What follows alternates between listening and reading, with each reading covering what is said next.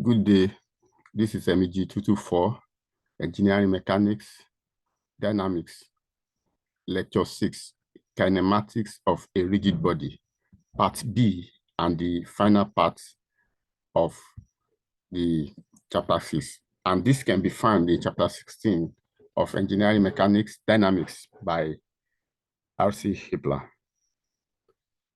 The lecture objectives are: we have to study the planar motion using absolute motion analysis.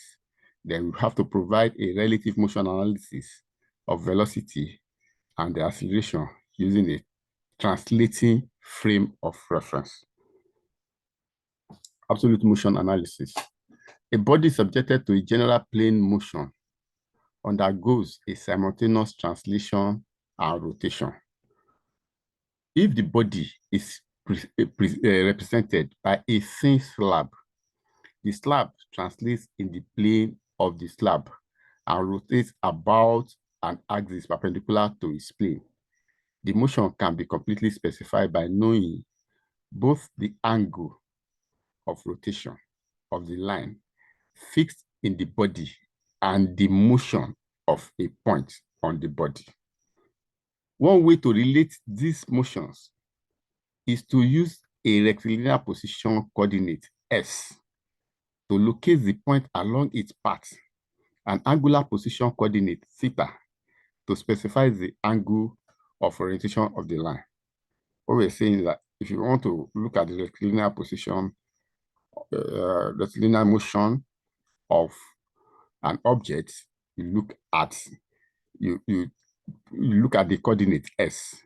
But if it is angular movement, angular motion, then you look at theta. Two coordinates are then related using the geometry of the problem. By direct application of the time differential equations, that is V is equal to ds dt, A is equal to dv dt, omega, that is angular velocity, is the theta, that is it changes the displacement over time, and alpha, angular acceleration, is the omega dt. The motion of the point and the angular motion of the line can all be related together. This procedure may be used to relate the motion of a body undergoing either rotation about a fixed axis or translation to a connected body undergoing general plane motion. The general plane motion of a rigid body can be described as a combination of translation and rotation. To view these component motions separately, we will use a relative motion analysis involving two sets of coordinate axes. The x coordinate system is fixed and measure the absolute position of 2 points, A and B, on the body. Here it is represented by figure A. This is the body. So the origin of the x prime, y prime coordinate system will be attached to a selected base A, that is point A, which generally has a known motion. That is, this point, we have to know its motion. The axis of this coordinate system translates with respect to fixed frame, but do not rotate with the bar. That is, even if the bar is rotating, the axis does not rotate. But if the bar translates, it will translate with it. So now let's look at position. The position of vector RA in figure A specifies the location of the base point A and the relative position of R with respect to R of B with respect to A, locates point B with respect to point A. By vector addition, which we have done earlier in part A, the position of B is then this. So, and if you have not gone through video of part A, please get the video and go through. Displacement, this is an instant of time dt. Points A and B undergo displacement, the RA and the RB, as shown in figure B. So this is the object or the line. It undergoes displacement. Point A moves from here to here, and point B moves from here to here. And then this displacement is drB, and this displacement is dra, and then time here is t, and time here is t plus dt. And you know the difference in t and t dt is dt. So if we consider the general plane motion by its component parts, then the entire bar first translates by an amount dA, so that the base point moves to its final position, and point B moves to B prime. And then figure C. So B moves from here and then rotates to this place. So we have, for point B, there are two movements: translation from B to B prime, then from B prime to B is rotation about A. So the bar is then rotated about A by an amount of by an angle theta, so that B prime undergoes a relative displacement d of RBA, and thus moves to its final position B.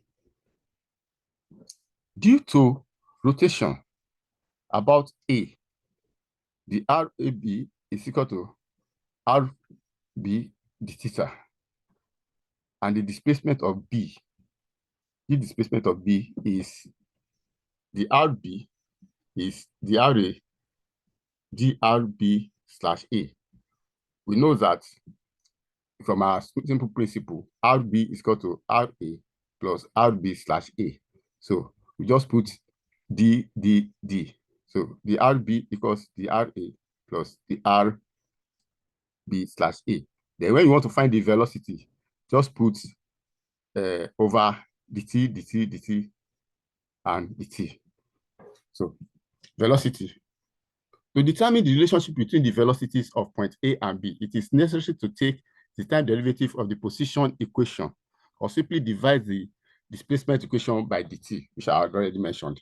So this yields for us the RB dt is equal to the RA dt plus the RB A dt. The terms, the RB dt is VB, and then the RA dt is VA, are measured with respect to the fixed axis and represent the absolute velocities of point A and B, respectively. Since the relative displacement is caused by a rotation, the magnitude of the third term, the RB slash A dt, is equal to RB d theta dt.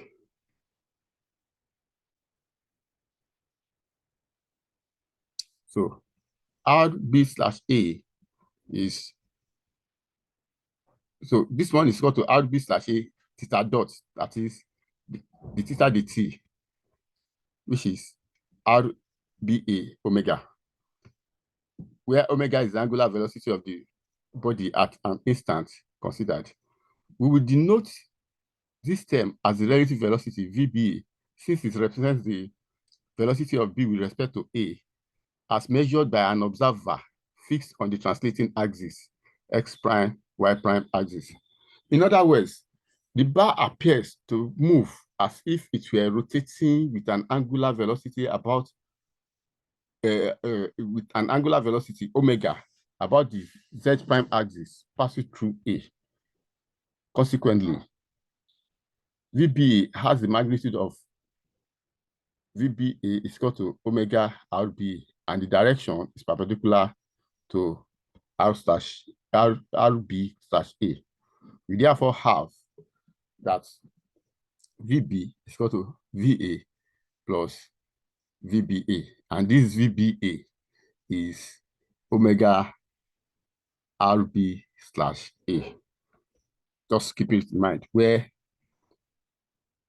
VB is velocity of point B, VA is velocity of base point A, and then VB/A is velocity of B with respect to A. With this equation, what this equation states is that the velocity of B here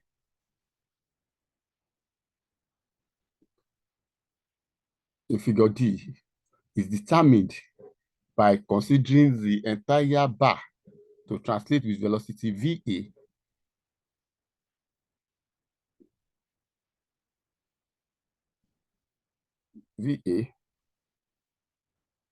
and then rotate about A with an angular velocity omega. That is, this VB, the velocity VB, that is velocity of point B, is equal to the velocity of the whole, that is the whole bar moves with velocity VA, then and now rotates with velocity V with respect to A, or because this is an indication of angular velocity. So vector addition of these two effects applied to B gives VB in G. This is VA, this is VB, and this is the vector addition. Since the relative velocity VB/A represents the effect of circular motion about A, this term can be expressed by the cross product VB/A, which is equal to omega cross RB. Hence, for application using Cartesian vector analysis, you can also write the equation as this. VB is equal to VA plus omega RBA. I already said that this guy is having two components. So, because we're going to look at it, or it's going to be useful when we are doing our acceleration, where VB is the velocity of B, VA is the velocity of base point A, and then omega is the angular velocity of the body, and RBA is the position vector directed from A to B. From A to B. So the velocity equation above may be used in practical manner to study the general plane motion of a rigid body, which is either pin connected to or in contact with other moving bodies. So if there is no rotation or angular movement, then this aspect becomes zero, which we have done before, or we have proven before. Then VB will now be equal to VA. When applying this equation, point A and B should generally be selected as points on the body which are being connected to other bodies. So as points in contact with adjacent bodies which have a known motion. For example, point A on link AB in figure A must move along horizontal path. This is point A. It must move along horizontal path because here there's restriction. Whereas point B moves in a circular motion, and this AB, the bar or this body AB, is still the same.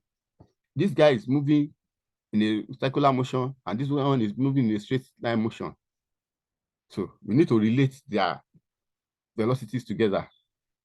The direction of VA and VB can therefore be established since they are always tangent to their path of motion. So this point is moving this way, and this one is moving like this. So in the case of wheel in figure B, which rolls without slipping, this is the wheel. It rolls without slipping. Point A on the wheel can be selected to be at the ground here. Here, A momentarily has zero velocity since the ground does not move. So furthermore, the center of the wheel B moves along a horizontal path so that VB is horizontal. Sorry, here, as this wheel is moving forward, this point B is always horizontal because it's not going to go up, it's not going to go down, it's not going to rotate with the movement. Even though the wheel is moving, it's rotating, but this point is moving forward. So relative motion analysis, acceleration. Acceleration, an equation that relates the acceleration of 2 points on a bar that is rigid body subjected to general plane motion may be determined by differentiating VB is equal to VA plus VB slash A. You know that this guy has 2 components. This yields that the VB dt is equal to the VA dt plus the VB slash A dt. The VB dt is AB, and then the VA dt is AA.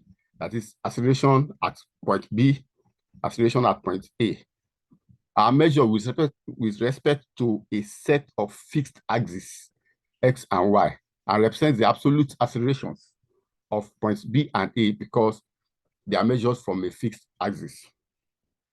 The last term represents the acceleration of B with respect to A as measured by an observer fixed on translating axes X prime, Y prime, which have their origin at the base point of A.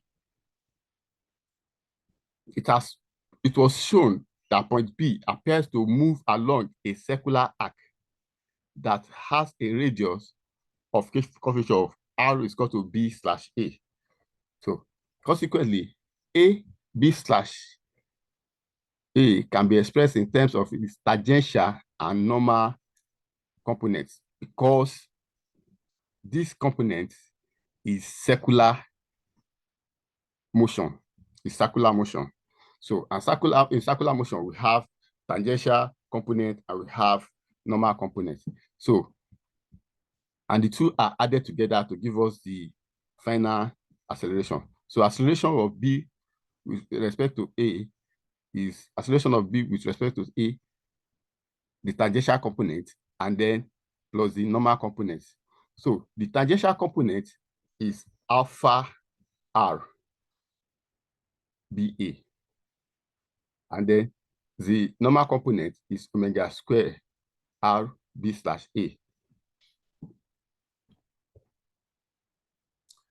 Hence, the acceleration equation can be written in the form of this.